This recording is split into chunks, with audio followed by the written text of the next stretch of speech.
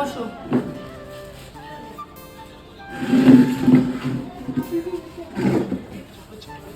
এই নেন দিদি, মিষ্টিটা ধরুন। আবার এসে বানাতে কি দরকার ছিল? ধরুন না, সামান্য মিষ্টি ধরুন ধরুন।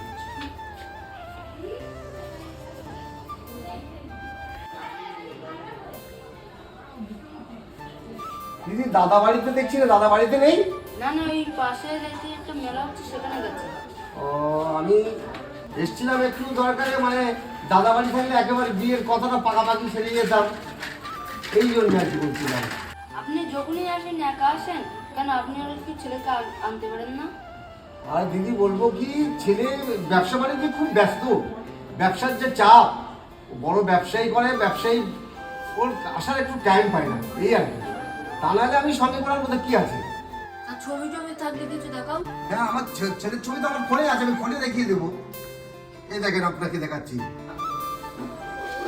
ও কাকিমা, আয়না মাত্র পরিষ্কার হয়ে গেছে, এবার পয়সাটা দাও। আচ্ছা আসছি, হ্যাঁ আবার দরকার বললে ফোন করবেন। এই নেন দেখুন।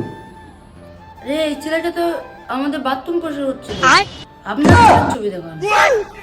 কি বলছেন আপনি?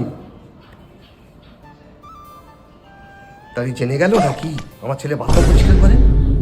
জেনে গেল নাকি? আচ্ছা দিদি, আমি এখন আসি। হ্যাঁ, আমি অন্য একদিন আসবো। ঠিক আছে, আমি আসছি।